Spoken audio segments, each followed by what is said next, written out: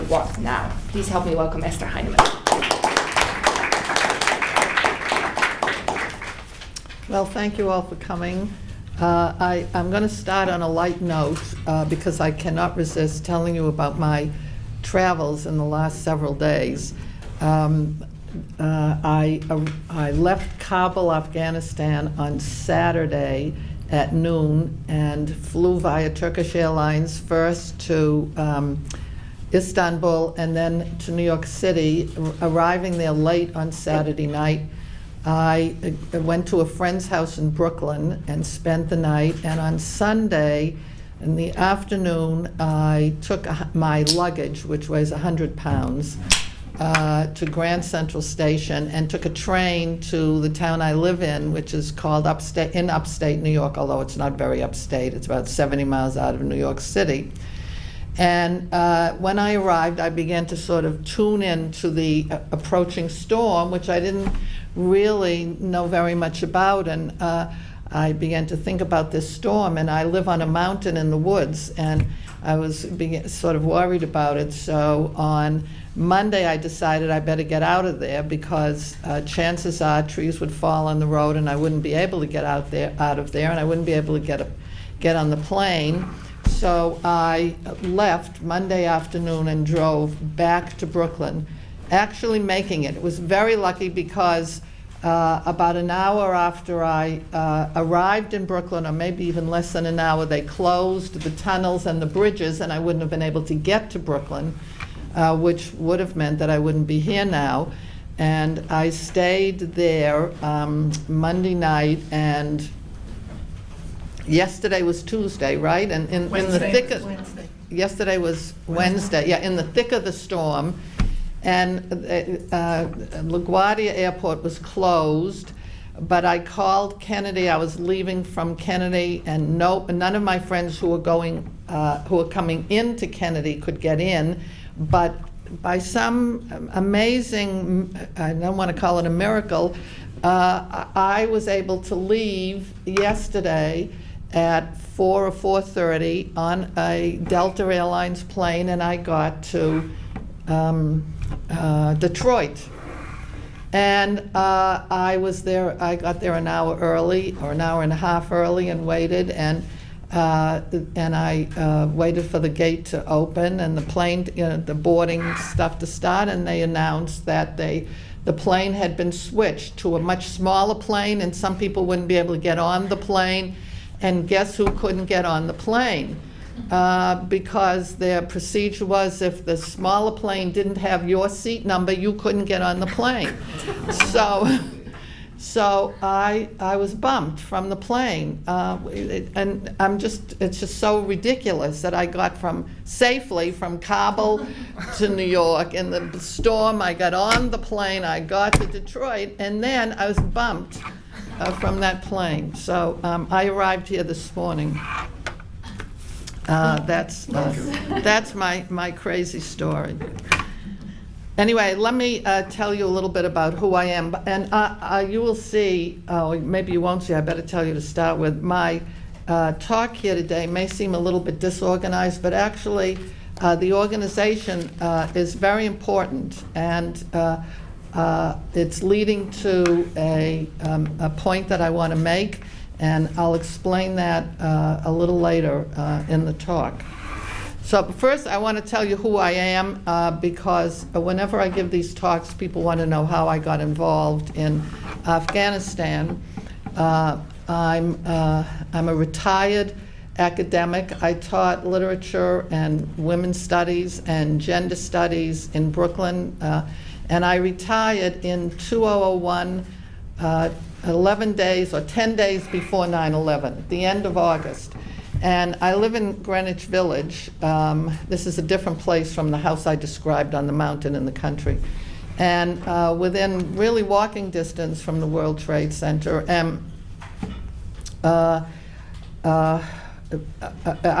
Shortly after that horrible event, there were many meetings in New York City. One of them took place in my neighborhood, It was a meeting about what's going to happen to the women in Afghanistan. It was clear that the troops would be invading Afghanistan, and I was very interested in this topic because for years academics all over the country had been sending out emails asking individuals to demand that the State Department do something about the women in Afghanistan who were then under the control of the Taliban. And there were articles in the New York Times. Those of you who are older than the students remember receiving those emails and and signing them and sending them into cyberspace. When all those documents were sent around, one would think that this is ridiculous. You'd sign them and think they're not going to do any good. But actually, many of them were coming from the Feminist Majority Foundation, and it turns out that that there was such an enormous number of them arriving at the State Department that they persuaded President Clinton not to recognize the Taliban as the official government of Afghanistan. So they had a huge impact. And I had signed those documents and was watching the situation of women in Afghanistan. So when I found out that there was a meeting in the village, I went, and there I bumped into a group of very young women who had 6 months before founded this organization called Women for Afghan Women. They started the organization because one of them was a grants officer in a non-government organization and was trying to find an organization in the United States that was working on women's issues in Afghanistan. But she never found one, and so she decided to start one. I'm telling you all this, there are so many of you here are young people, and what is important about this is that many young people think, well, I'm just one person and I wish I could do this, I wish I could help, I wish I could start an organization, but what can I do as a single person? But the organization I work with is an example of one or two people doing starting an organization and ending up doing a huge amount of work. It's possible for any single person to start something and develop it and have an enormous impact, as you'll see when I continue talking. And I bumped into these young people, and by that time I was sort of getting on in years, and I was interested. I had sent my resume to big organizations like Amnesty International and Human Rights Watch, and I thought, boy, they're going to jump at the chance of having me, a retired academic, work for them. But they could care less, and some of them didn't respond. And when they did respond, they said, well, you can come in and lick envelopes. So I, at that time, learned the difference between a grassroots organization, which is what Women for Afghan Women is, and an organization that starts at the top level. And here was this group of young women who had 6 months before started this grassroots organization, and I thought, that's for me, and so I started going to their meetings. And my entire life changed as a result of that. I knew that after 30 some odd years of teaching, I wanted to be in the world, and I had no idea of how to get into the world. And I learned through the work I've done in this organization. I am an American Jew, and you may say to yourself, what the hell, I'm not an Afghan and I'm not a Muslim, and you may say, what the hell is she doing up there? What is she doing in Afghanistan? And that's also another point I want to make. For me, the situation of women in the world, the problems women face in the world, are really the most serious problems facing the world today. And my identification as a woman trumps my identification as a Jew. and any other way I identify myself. And that's why I'm involved in this organization, because of the problems women face in Afghanistan, and because if we can improve their lot, if we can help these women help themselves, this being the most dangerous country in the world for women to live in. This is a citation they received last year, by the way. If things can improve in that country, that it'll be a signal to women all over the world that progress can happen in their countries and for women all over the world. So I started attending meetings of this organization, and in its early years, we were sort of floundering around. When it first started, the Taliban were in control of Afghanistan, but shortly after 9/11, of course, 6 months after the organization started, the Taliban were out of Afghanistan. And a member of the group, the founding members, rushed to Afghanistan, and she had been born in Afghanistan and hadn't left till she was in her 20s, rushed to Afghanistan and started doing humanitarian work, which was really the only thing that anybody could do there at the time. And the group that was in New York, had a conference on the situation of women in Afghanistan. It was held at CUNY, and that was in 2001. And then in 2002, we had a second conference at Barnard. And in 2003, we had a third conference on the situation of women in Afghanistan. And we had it in Kandahar in Afghanistan, which had been the stronghold of the Taliban. So we were making progress, and what we were doing after our initial work on humanitarian work was mainly organizing in Afghanistan. We organized literacy and vocational training classes. The women of Afghanistan, 90% of the women were illiterate, and the percentage of illiteracy in Afghanistan is maybe the highest in the world even today.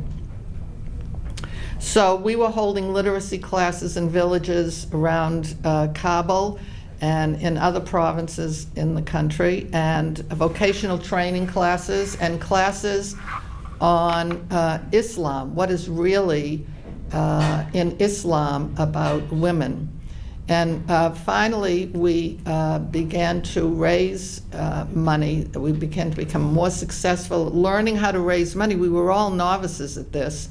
And we raised enough money to build schools, and we started building schools in Afghanistan, and we built maybe five or six schools for girls, all of them for girls in Afghanistan. Things changed for us in 2006. We also have, by the way, a community outreach program in Queens where there's a population of very conservative Afghan immigrants who bring their misogynist customs from Afghanistan to New York, and these customs take root in their community in New York. And the person who was working on that program is a woman named Manisha Nadari. And Manisha was born in Afghanistan and had come to the States when she was 10 years old with her father and mother and two siblings. And the father was killed in an automobile accident, and her family struggled for many, many years. And Manisha had a tough life in New Jersey first and then in New York, but she finally got herself into college. And she bumped into us at a park in Queens, New York. There was some kind of a celebration where organizations set up tables, and we were there, and she bumped into us and said that she had been looking for us all her life. She wanted to do something for the women of Afghanistan, so she joined us, first as a volunteer, And then she has started developing the program in Queens. She had only worked before in fast food stores, fast food places. She had never had any kind of a real, what we would call a job, and she knew nothing. And I will tell you that I myself, when I joined this organization, knew zero about anything. I did not know about non-government organizations. When I first had to write a proposal to get money, I didn't know what a proposal was. I had to call people and say, "What's a proposal?" And when they tried to explain what a proposal was, I didn't understand what they were talking about. So I'm totally I have a PhD, but I'm totally self-taught in this. And Manisha had very little education. She had started college but hadn't finished. But she is also really self-taught. She started taking training classes here and there. And I tell you all of this because, not to tell you to quit school because you don't need a degree, but to say that that you can start things, even though you have limited knowledge in something, of course not in brain surgery, but you understand what I'm saying, I think, that it's possible to start things on your own and to make a success out of them. So Manisha worked developing this community program for 3 or 4 years. And then in 2006, she announced to us that she was going back to Afghanistan. Her idea was to give back to the women of Afghanistan the opportunities she had had by virtue of growing up in New York. And so she asked the organization, which was, by the way, very small. I have to emphasize, we're tiny. This organization is tiny, even now. And yet we have an enormous impact.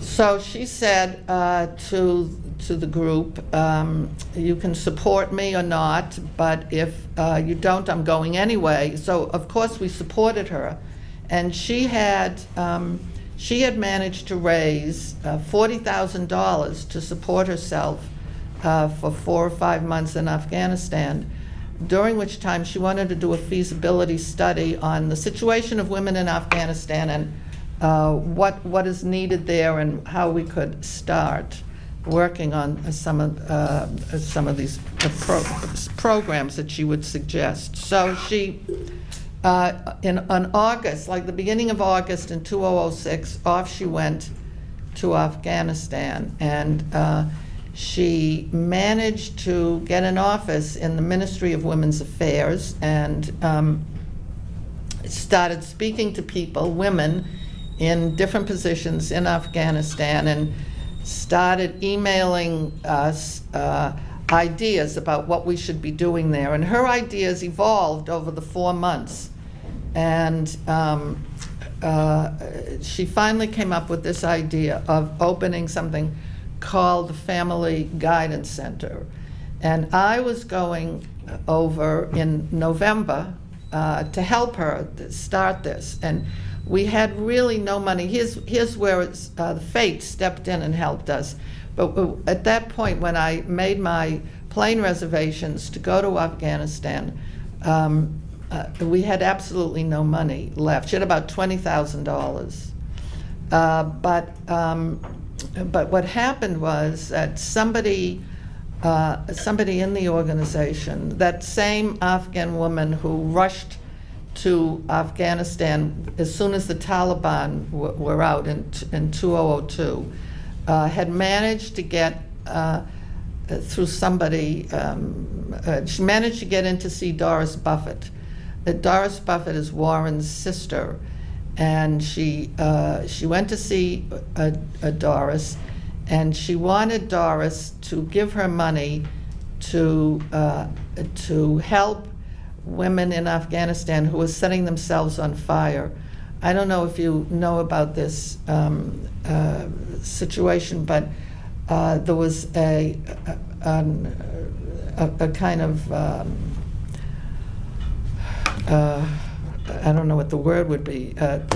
Women in Afghanistan were just setting themselves on fire. There was a thing of self-immolation because they were so miserable and so disappointed, and they had thought when the Taliban left, their lot in life would improve, and it wasn't improving. And so to escape, they set themselves on fire. There was especially an eruption of this in Herat, and Fahima spent a lot of time in Herat in the burn center, which was a really horrible place. There wasn't even a washing machine in the Herat hospital, and there were no bandages for the women, and families had to come and wash the bandages out and reuse bandages, and we were trying to raise money to help the women in the burn center. And Fahima got in and asked Doris Buffett to give her money for the burn center, and also she needed money to finish one of the schools we were building, and she asked for that. And then she said that we were trying to open up some facility in Kabul to help women who were victims of domestic violence. And Doris Buffett, it turns out, opened some of the first shelters for women who were victims of domestic violence in the United States, and I think in Arizona. And she, on the spot, gave us a lot of money. And so 2 weeks later, I was on a plane for Afghanistan, and I already had reservations, but I was going to Afghanistan with no money. We were going to try to start with the $20,000.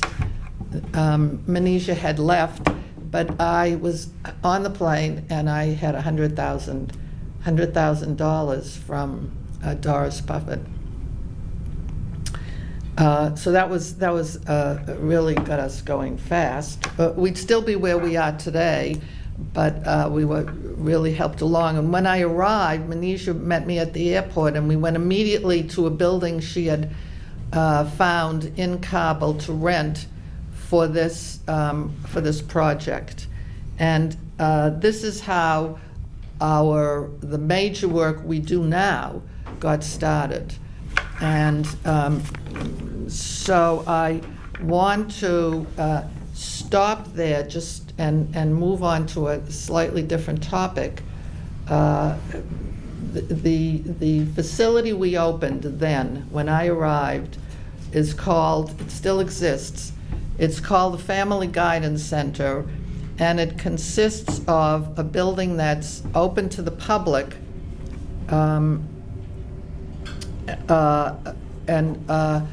that employs counselors and lawyers to help women suffering human rights abuses. And the Family Guidance Center has a shelter that's hidden in another part of town. The Family Guidance Center itself is sort of public, but the shelter is hidden.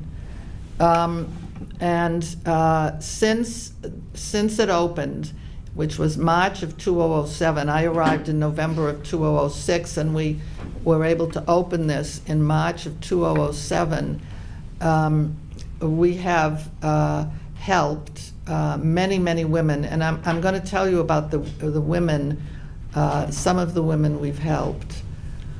One of our first cases was a woman named Huma, who was married to a Talib. He forced her to marry him. And during the marriage, throughout the marriage, he really tortured her. She had scars all over her body where he stuck hot pokers in her, and he hung her by her hair from the ceiling, and he broke her limbs, and she had scars in her head. She was, as I said, one of our first cases. And we had a little girl, Husnia, who was raped by men in her village. She was 5 years old. And we had Aisha, whom some of you may have seen on the cover of Time magazine, whose family cut off her nose because she tried to escape from them. She did manage to escape, but they got her back, and to punish her for shaming the family, they cut her nose off. And so she was one of our clients. And then recently we've had a spate of really unbelievably horrible cases. We have a young girl who's maybe now 14, Saha Gul. Her uncle, she was forced into a marriage, and when she refused to prostitute herself to make money for this family, they locked her in the cellar and chained her down, and they tortured her. This was in the New York Times. Her story is in the New York Times. They pulled out her fingernails and did other horrible things. And she's still with us now, Saha Gul. And Mumtaz, who was also with us, was engaged to be married. Mumtaz is about 18, so she was been 17 or so. She was engaged to be married, and a local warlord or somebody powerful in the village came to her father right before the marriage and said he wanted to marry her, and the father said no because she's already engaged, and she said no. And so he came back with some younger men, and they beat the father up. He had to be hospitalized, and they poured acid all over her mother and her sister, but all over her face and her body, and her face is really in very terrible shape. And the most recent case is the case of Gulmina. This story should be in the New York Times. Alyssa Rubin is writing about it. I don't know why it's not in the New York Times yet. As far as I know, maybe they're not publishing it. But Gulmina is in such terrible shape that we don't even know the story. We don't she can't talk. And but she was found with a young man, probably her boyfriend, in some house somewhere, and we think her brother, but we're not sure, came in with an axe and killed the boy and slashed her with the axe, and slashed her head open, and she was terrible, and she's now in a hospital in Kabul. This was not in Kabul; it was in Jalalabad, which is much further south. And I'm just telling you about some of the really horrible cases. We've had clients who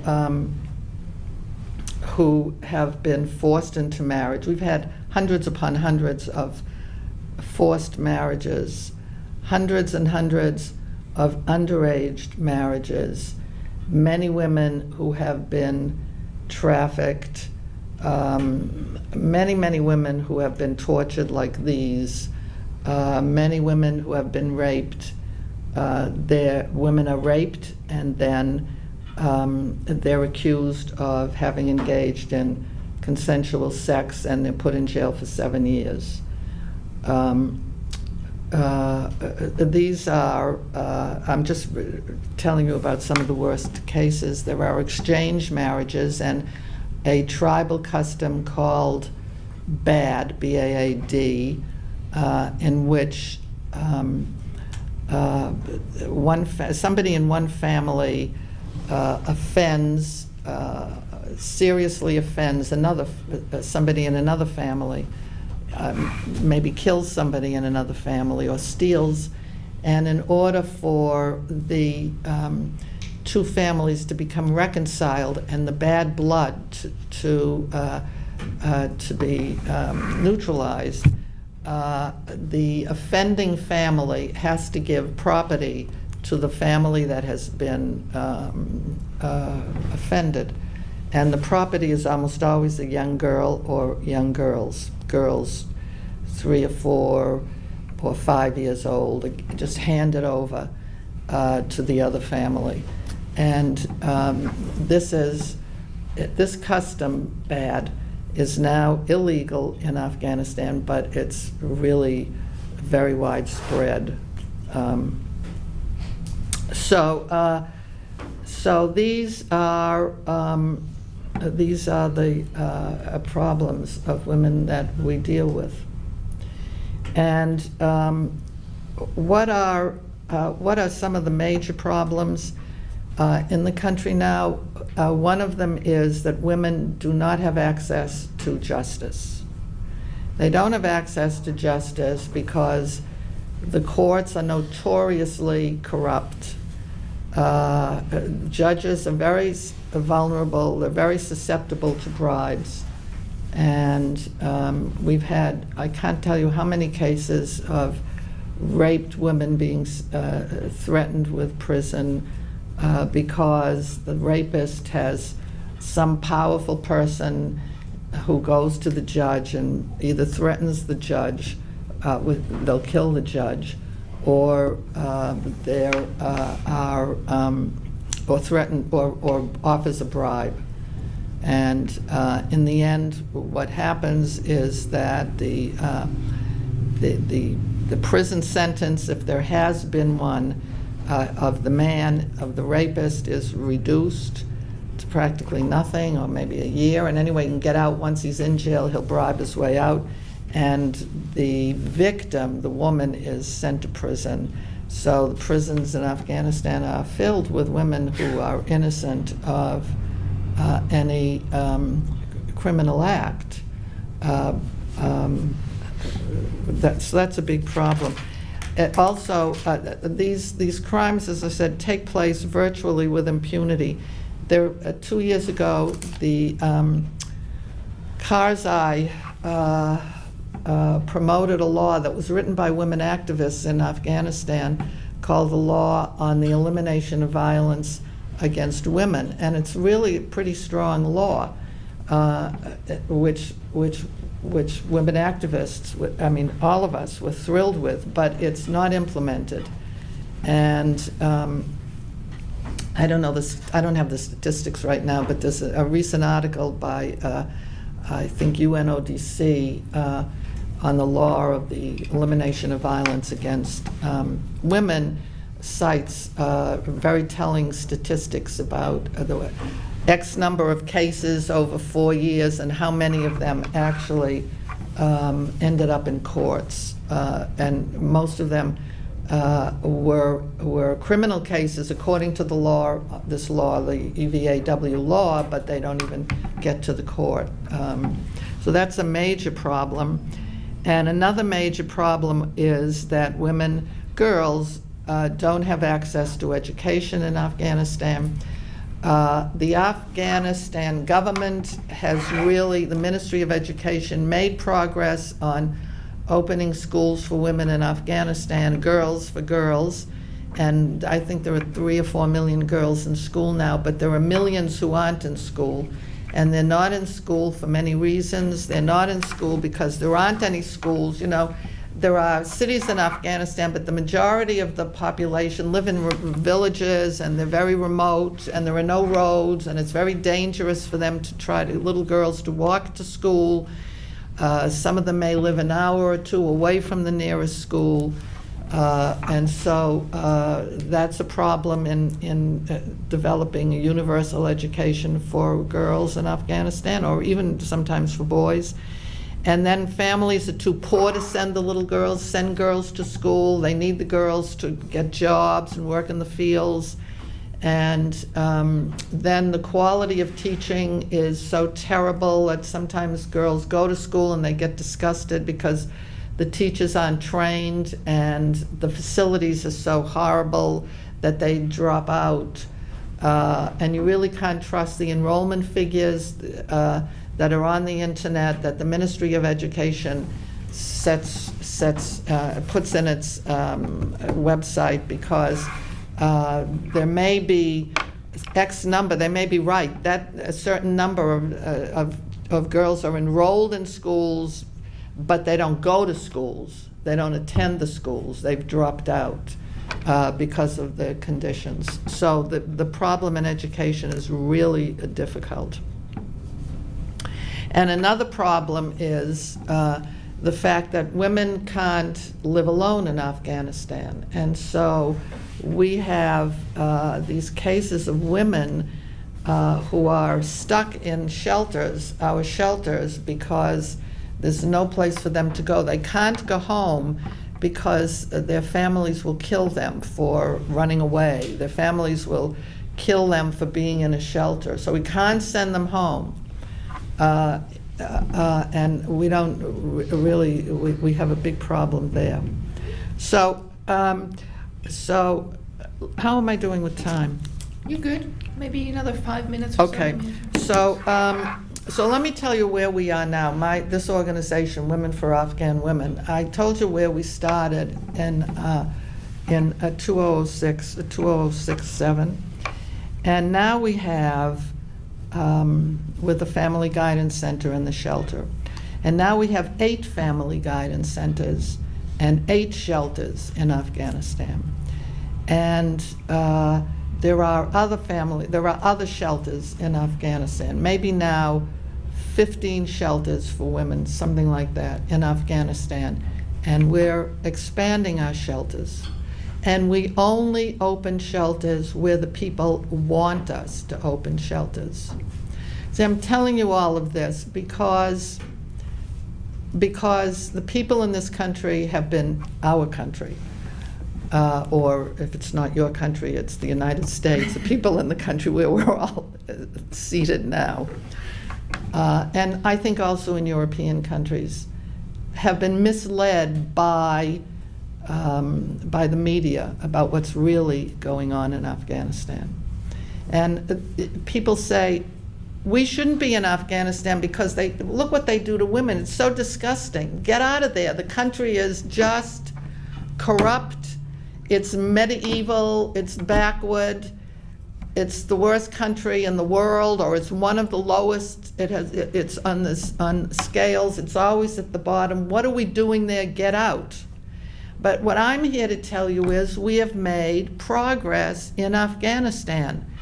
Despite what the media says, despite what you read, we have 8 shelters and we're expanding. And if we leave Afghanistan, these shelters will close. They can't stay open if there's no security. And the majority of people in the country want these shelters. They want these facilities for women. They want help. They want to progress.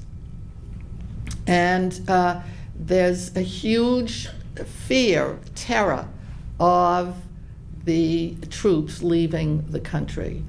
We employ now, this organization that was started by this group of women, young women, they were in their late 20s, early 30s, that I bumped into in New York at that meeting in 2002, late 2001. This little organization has started 8 family guidance centers. By next year we'll have probably 10 shelters. When did shelters start in this fabulous country we live in, the United States of America? When did we start helping women who are victims of domestic violence? Late 50s, maybe this. When did women in Switzerland get the vote? Does anybody know? Good, clean, prosperous, happy Switzerland. When did women in Switzerland get the vote? 1971 or 2. Think of it. The people in this country and in Switzerland and in Europe, they're on their high horse as if they've been in favor of women's rights since the Garden of Eden. But it's not true. I don't understand why people in this country and why the media is so focused on Afghanistan as a total failure and as a country that cannot progress and where there has been no improvement. It simply isn't true. We have, in all our family guidance centers and shelters since 2007, helped over 6,000 women. We're not successful in every case. We can't be. But in this country, there's the rate of people, the rate of families who where there's domestic violence. There's a strong return to domestic violence rate, even among people who have had treatment. It's very difficult, and it's especially difficult there. But women come to us for help. When we first started, the police brought women to us, and now the ministries send women to us. And the governments, the attorney generals send women to us. And women come on under their own steam to us for help. And this means that women are saying no. They're starting to say no in Afghanistan. We won't take this treatment anymore. We now have 3 children's support centers in 3 different provinces. When we first arrived in Afghanistan, we found out that children live in prison with their mothers who are imprisoned. And we were pretty horrified, but it turns out that all over the world, children live with mothers in prison. But in most developed countries, the children can only stay till they're 2 or 3. It's to permit bonding, the bonding between the mother and the baby. The United States is one of the few countries in the world, it turns out, that doesn't allow children to live with their mothers in prison. There may be a few prisons where it's possible, but for the most part, it's not. And we decided, but in Afghanistan and in other undeveloped countries, children live till they're 11 or 12 with their mothers in prison, and the conditions are horrible. So we decided to do something about this, and we got a big grant from the European Commission to open something that we call the Children's Support Center, and we take children out of the prisons, and we put them in these wonderful residences, and we have model education programs for them. And they end up within 4 or 5 months getting into public schools, and we have special classes to support the impoverished public school curriculum in Afghanistan. So we have ESL classes and we have computer science classes, and these kids soak up information, soak up education. And what's going to happen to them when we have to close these centers? And we have now 1 halfway house and 2 houses we call transitional houses. There are 2 of them in Kabul and 1 in Mazar, and we into these facilities we place women who can't go home. They come out of shelters and they come out of prisons, and they have no place to go. And when women come out of prison in Afghanistan, they end up becoming prostitutes and being killed. So we now have these halfway houses for them so that we can train them. We have intensive literacy classes. We send them to schools. We have vocational training classes so they can earn a living. We have employment programs for them. And the next step is to figure out how they can live alone, because this is the worst step. This is the hardest step.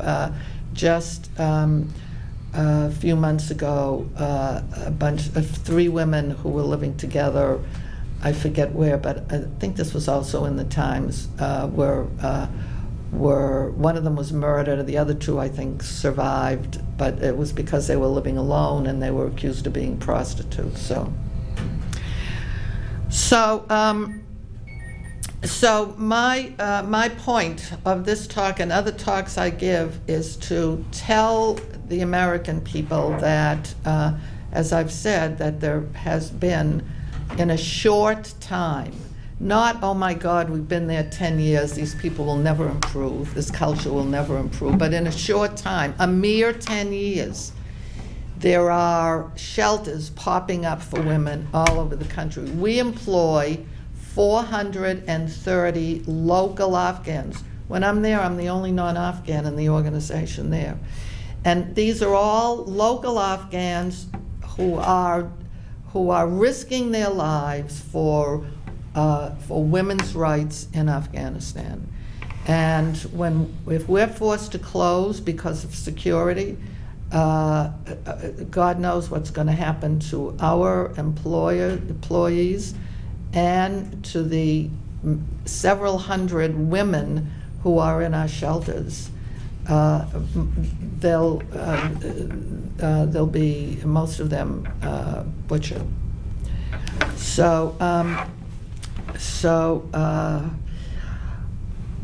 I guess it's right on the nose. I should open this to questions. That would be great. Thank you so much, Esther.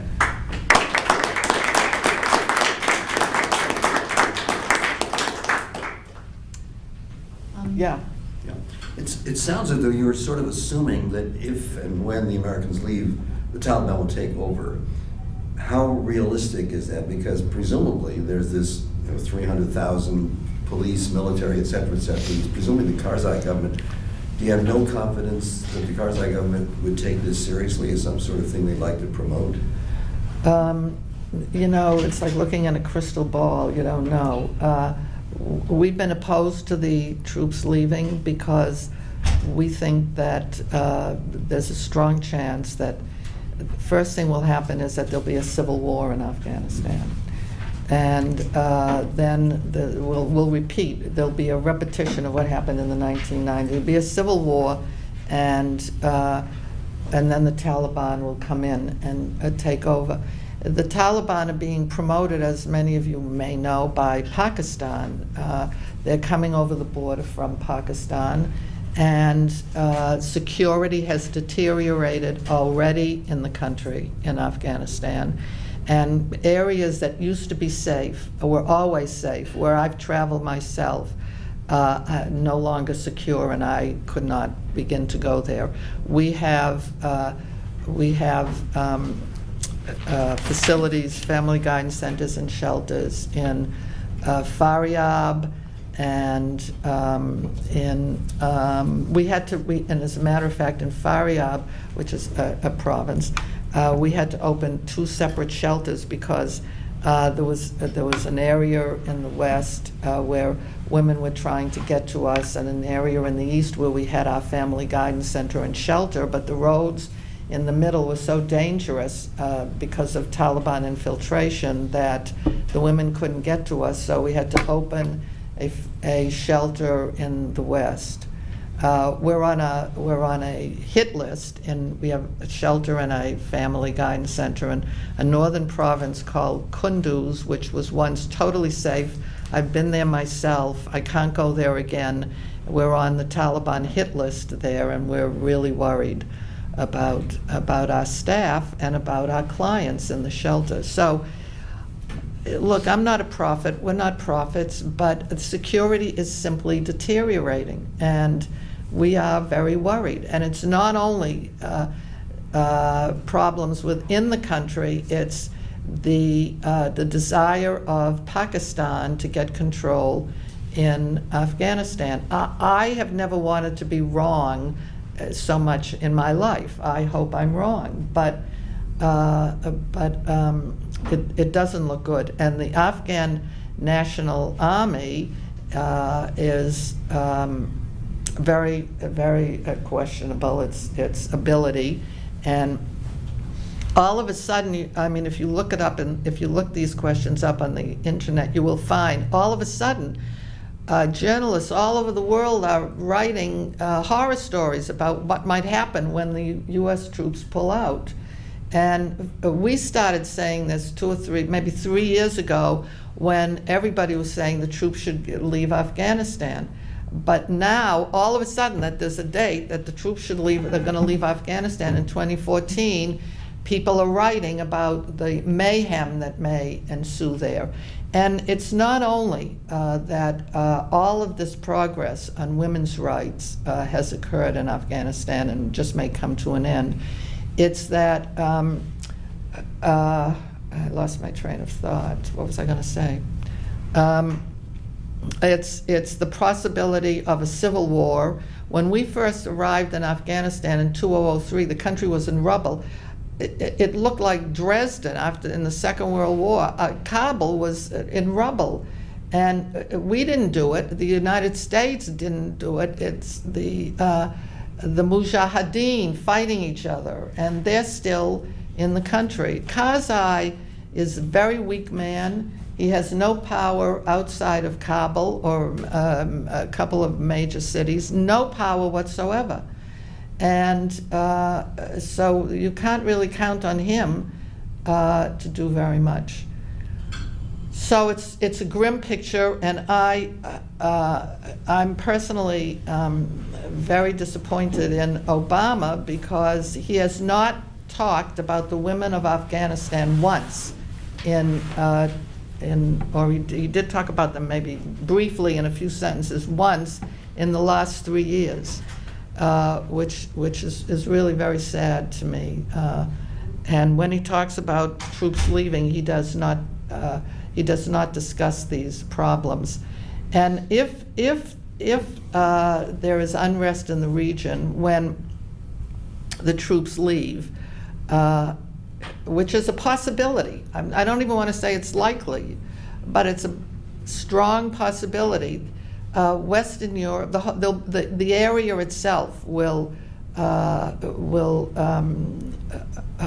be volatile, and Western Europe and the United States will be in danger because Afghanistan was once a playground for terrorists. It would happen again. These are possibilities. As I say, I'm not a prophet, and I can't say it's definitely going to happen, but there are indications that it will happen, and that's why I don't understand why Americans have been led to think that country is hopeless. We should just get out of there. It's good for us. It's good for them. They don't want us there.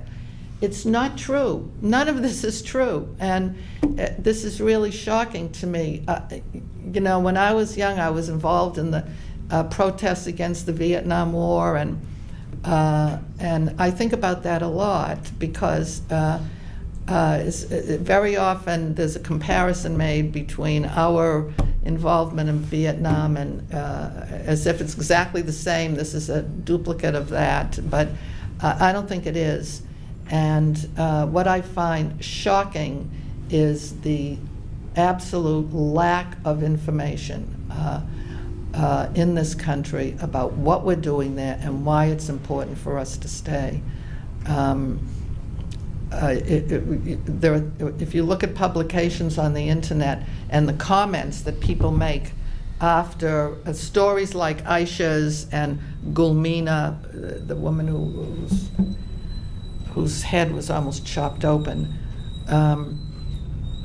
people write the most horrible comments. Get out of that country. What are we doing there? They treat their women so horribly. Well, many do, but that's a reason to stay. I mean, why are we just abandoning the women to horrors? It's just terrible. The idea that we're not policemen of the world, yes, I agree with that, but we're there now, and we should stick to something we started, in my opinion. So there has to be, there's another attitude that I find disturbing, and it's a sort of cultural relativism. Well, that's the way they are, and it's none of our business. But there has to be a bottom line somewhere. There has to be a place where you say, this is wrong, no matter who does it, no matter what culture does it. It's wrong. And otherwise, there's no morality. There's no such thing as ethics or morality. And so abandoning the women of that country to a fate where nobody's thinking about it, nobody is thinking about what's going to happen to them, is shocking to me.